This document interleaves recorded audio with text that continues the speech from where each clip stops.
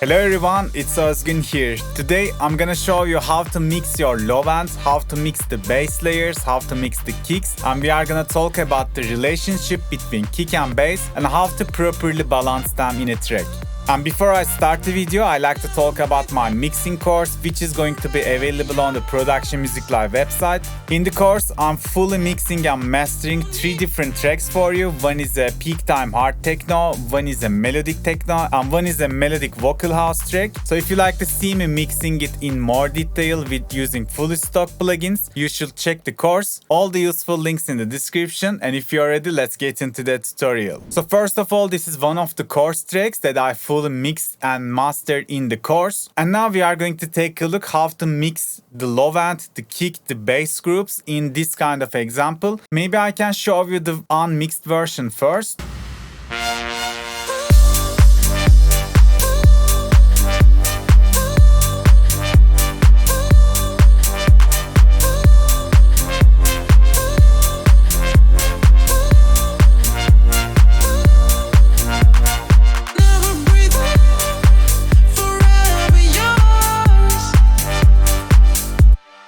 So okay, this is the track we have, and as you see I already colored the low end, the kick and bass channels. So let me show you one by one how they look like.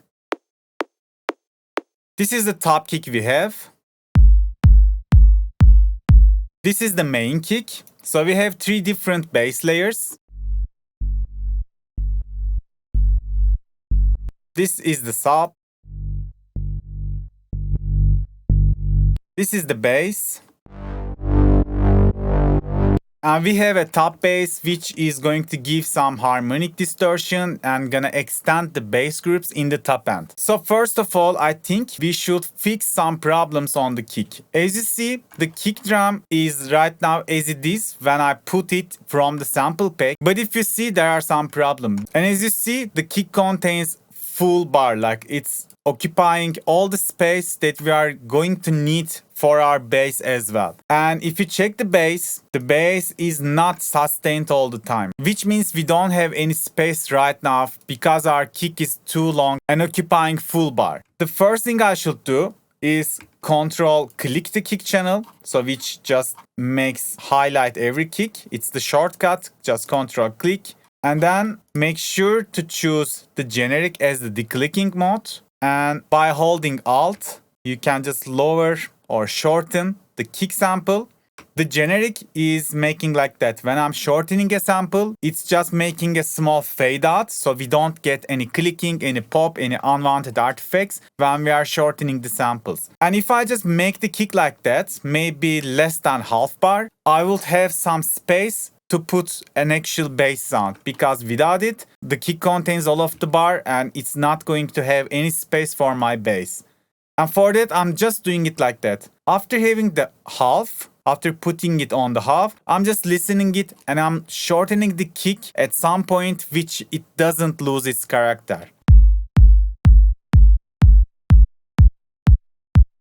So if I just make it too short, it's not going to make sense. But if I leave it like that, we will have the spacing problem. So let's try to find a sweet spot, and it's probably around, for my experience, like that. If you divide the 1 bar to 4 beats, 1, 2, 3, 4, I'll probably like to put my kick somewhere around the 2nd beat.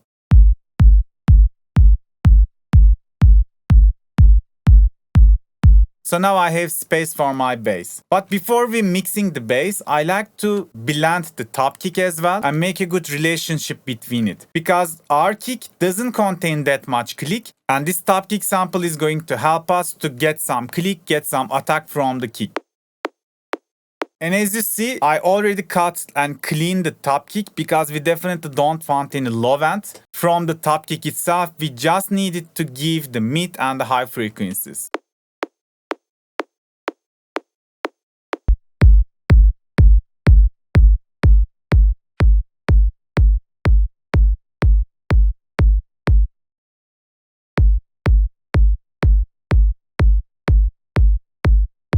So if I freeze the oscilloscope in the right bottom, you can clearly see what's going on in the kick. The first part is the attack, is the click, and the next part is the punch, and the rest is the tail, is the sub frequencies. You can just divide the kick to two different parts: the attack, the punch, the sub frequencies. And right now the sub is a little bit bigger, as you see, than the punch, than the attack, which can be a problem. So in this case, we might give an EQ and try to boost the punch a little bit so the sub wouldn't be bigger than the rest of the kick sample. All I'm caring about is to make the kick some in a nice balance so I can mix it with my bass groups. Because it's really hard to change the character of the kick after you mix it with the rest of the elements. If you do that, you gotta rebalance everything. So yeah, let's try to color the kick. So for coloring, I'm gonna do something like that. I'm gonna double click the kick sample and in here right click, edit in audio editor, and then go to this icon, choose detect pitch regions. And now we can clearly see that our kick is on the note of G. So in this case, if I like to color the kick or if I like to give some punch to the kick, I can give the G note or I can just count till 5. If I just go choose scale highlight in G minor like that. Now I can just count. If my key is G and if I count till 5, 1, 2, 3, 4, 5. I will go to the D note. I'm counting the usable keys in the background, in the piano roll. The bright ones are the usable keys. The dark ones are the off keys in the scale. So to easily find the fifth of the note, you can just put the scale and then you can just count the usable keys. So in this case, the D is the fifth of the kick, and I know the fifth is going to be really good if I just boost it when I'm coloring some sound. Let's go to our kick EQ and let's go to the bass section in here, right click this band and let's choose D. So we have this one or this one. Let's go this one, D3, and let's try to boost it a little bit. And I'm gonna check how it looks in the oscilloscope. So my point is to make a good balance between the tail of the kick and the punch of the kick. And yeah, the boosting the fifth is always works in the kicks like that.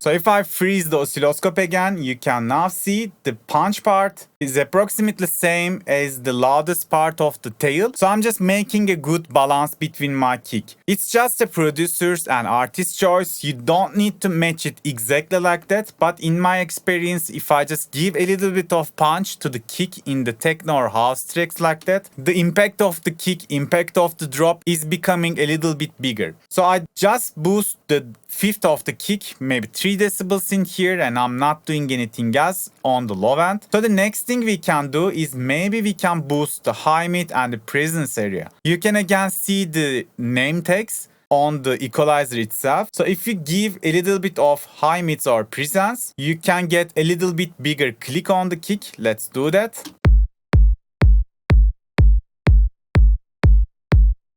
And you can search for the sweet spot as well.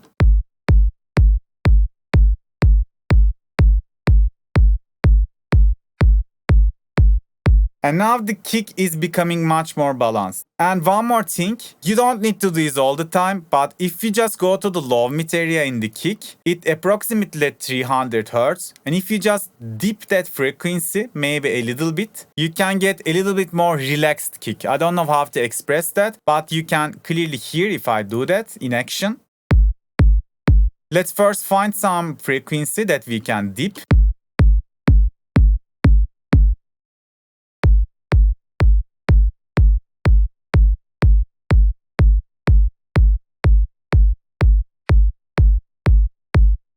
And I don't like to do it overly, but just a little bit. In this case, we are dipping it 2.9 decibels and it's totally good. I think the kick is colored nice. We can do little tweaks later, but for now, I can just leave my kick and start mixing my bass elements according to the color that I just made. Okay, let's go to the first bass element, which is the sub. And if you go to its channel, Right now we currently have only one sidechain. And if you're not familiar with this low filter sidechain, in the course I give more details, but if I just tell it quickly, if you know LFO tool plugin, this is same as this one. We talk about one bar, it contains 4 beats, right? 1, 2, 3, 4, the 4 lines, 4 grids in here. So the low filter is equal to the grid 1, 2, 3, 4. So if I can align the low filter to the one bar like that, so this length is equal to this length, which means if I like to sidechain my sub bass, I can just think like that.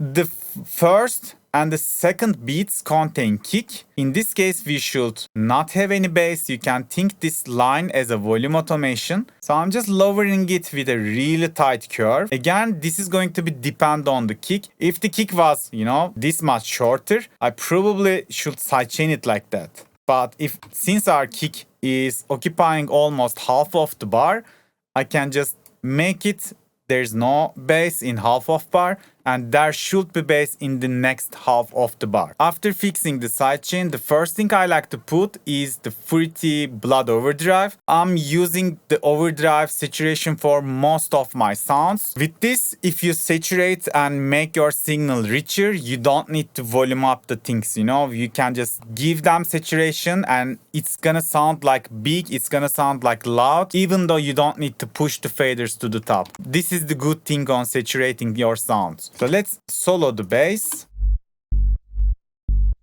And let's give some preamp gain.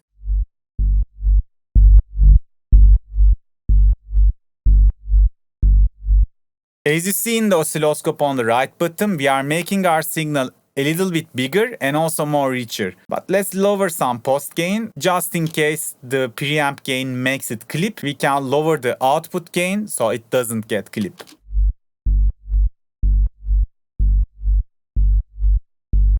And probably we can leave it like that on the overdrive and we can go put an EQ. Let's right click here, choose low pass and go choose step 8. So I'm just high cutting my sub because I have 2 more layers and I need this mid and upper frequency space for the rest of the bass element. So the sub is going to be like that. So my most of the go EQ settings when I'm cutting the sub is approximately 100 Hz.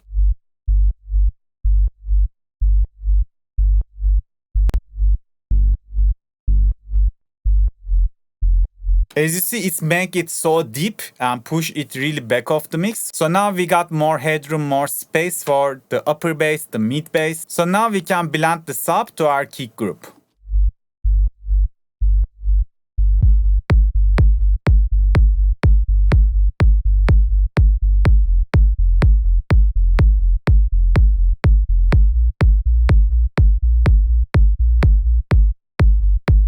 And as you see, I was struggling to freeze the oscilloscope for you. As you see, the starting point for the sub is like that. We talk about the kick tail is the sub of the kick, right? And my approach is like that. When I'm mixing my sub bass to the kick, I like to put the sub bass is approximately the same level as my kick's tail.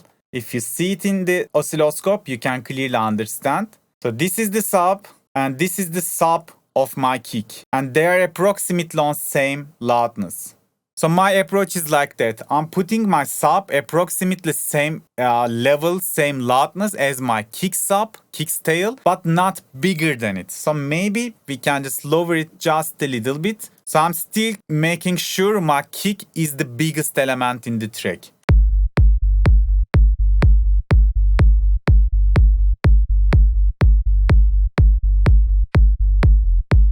So this is a nice starting point. We can leave it like that. And we can go to the next bass channel we have. Again, let's put on blood overdrive. And let's make the signal bigger at first.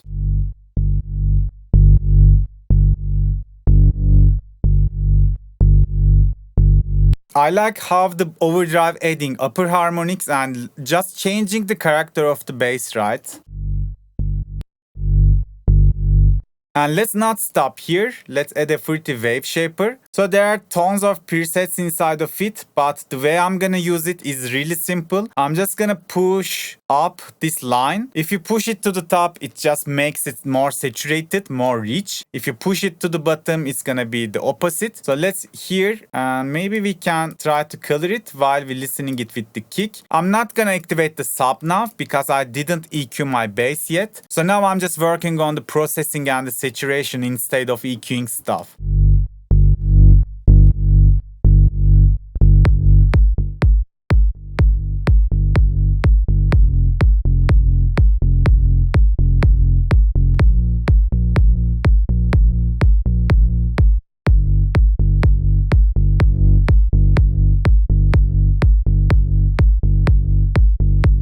Okay, it sounds good, it sounds really rich, but there's a problem. Right now, the bass is containing also the sub frequencies. If we put an EQ to it, we can clearly see.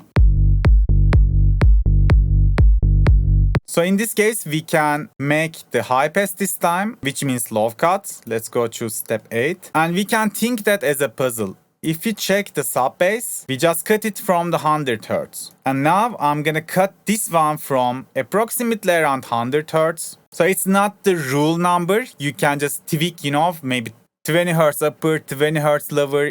It's just not a rule number. It's just approximate number and it's going to change on track to track, depends on the situation. But this is a nice starting point. If you just cut the sub at some frequency, try to start your bass in the same frequency. So when you play both of the sounds together, they can be like the puzzle and they can merge easily without masking or fighting with each other.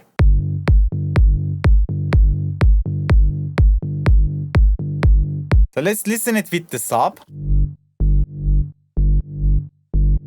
And maybe we can check it from Span, which is a free spectrum analyzer plugin. I really recommend you to check it out.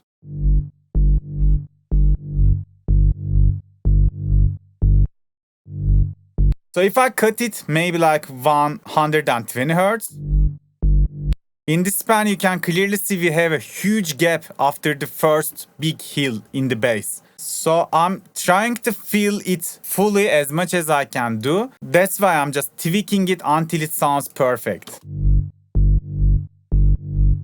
So as you see, now there's no gap. But if I just give it too much freedom, it's clashing with the sub and the first big hill becoming less big. So yeah, probably 90 Hz, 100 Hz is really sweet spot for these two sounds. Maybe we can give some mids since the bass we are working on doesn't contain that much mid frequencies.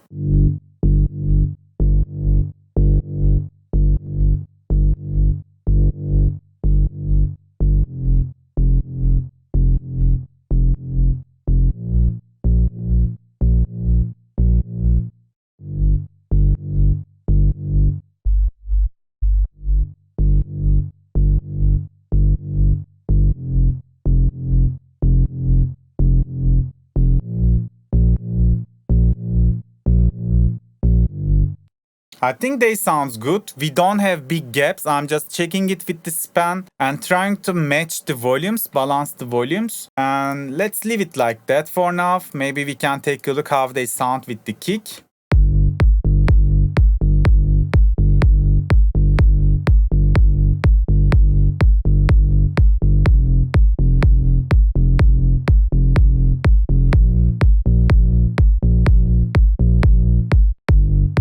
And yeah, when I freeze the oscilloscope again, now you can clearly see the sub and the bass is approximately same level, same loudness with my kick, which means I'm making a good balance. Now I can build everything just referencing this balance and I can mix my track after fixing the sub, bass and the kick relationships. But yeah, we have one more layer. Let's try to mix it as well. Let's go to the top bass. Probably let's hear how it sounds now. Maybe before we go to the top bass, we can take a look how the bass sidechain does. So it's doing it like that. Maybe we can give it a little bit more tightness, but not as much as the sub. Maybe we can leave it in here instead of making it that straight. So I will get much more groovy sound. Let's listen it again.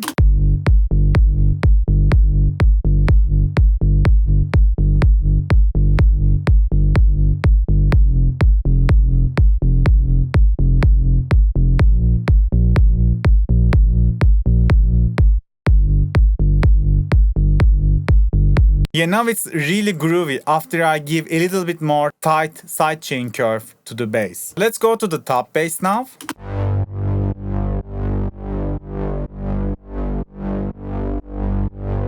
I'm making the sidechain like that, but it's best if we decide it with the kick.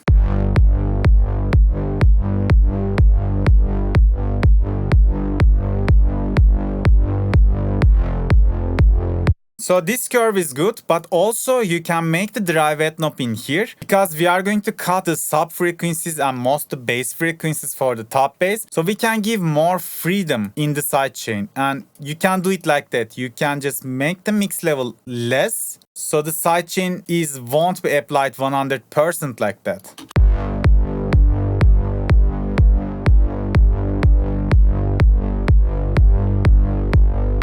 So it's becoming more sloopy, but that's not a problem since we are going to cut the low frequencies as we speak. Let's choose step 8. Let's choose high pass. And maybe this time, since this is a top bass, we can cut till 200 Hz at least. You can start with 150 and find a sweet spot. Some cases, if the main bass contains more mid frequencies, probably I would recommend you to cut it from even more than 500 Hz. But yeah, let's start with 150.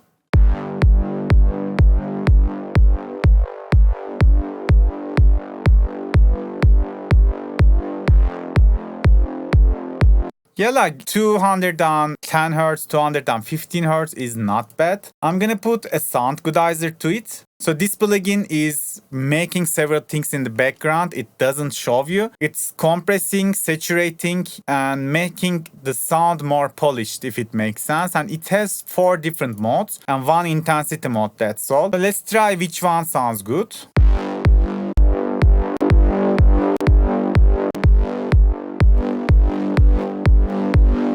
I love how the A mode gives high frequencies to the top bass. Maybe we can use it, but it's really silent.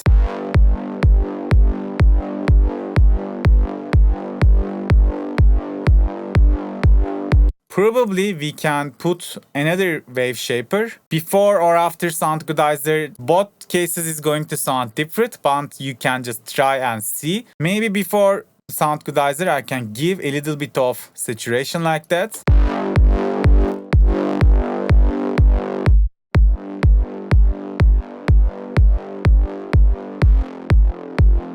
And now I like to blend the rest of the bass groups.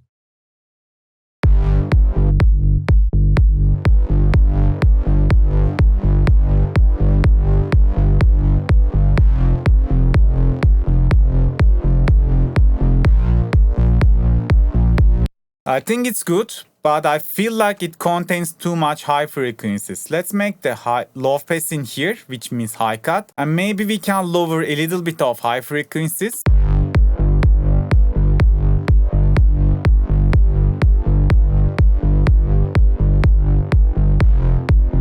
It's better, but I feel like the top bass kinda masking the main bass, like I kinda losing the groove of this plucky bass, losing the groove after I layer it with this top bass. So to prevent that, probably we can lower the 300 Hz a little bit like that in the top bass. So we can separate the mid bass, the main bass from the top bass that should give only the character, not interfere with the main bass.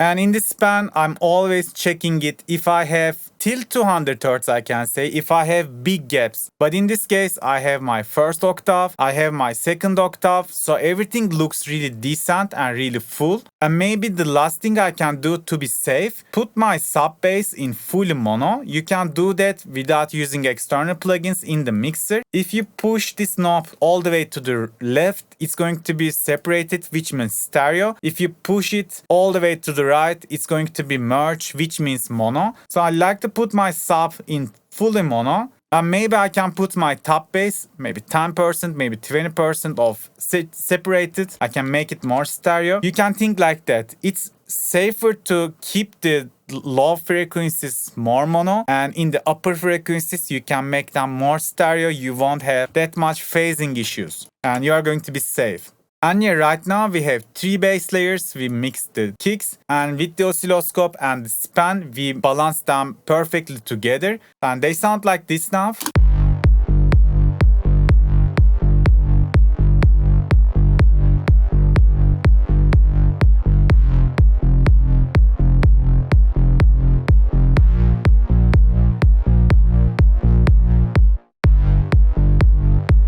And from now on, all you need to do is listen it with the full track, with the full context, and make the little volume changes. After having this basic balances between them, you can just build the track top of it, and in the process, you can just make the little volume changes. Maybe you can give more bass, maybe you can lower the top bass. Now it's all depending on the rest of the elements in the track, because there is no exact numbers to fix the kick and bass. But if you make the balances like that, if you are make their relationship as perfect as they can be. So let me activate my mastering chain, and maybe we can take a look how the balances we made sounds like in the full track.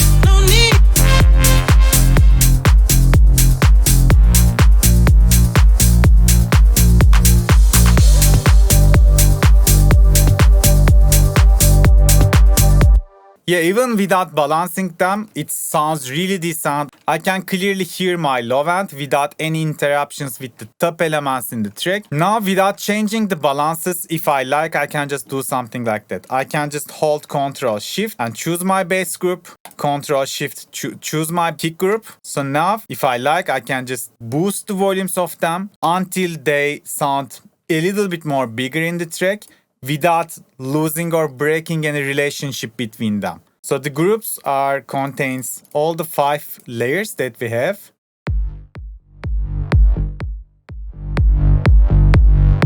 And now I'm just gonna boost the volumes.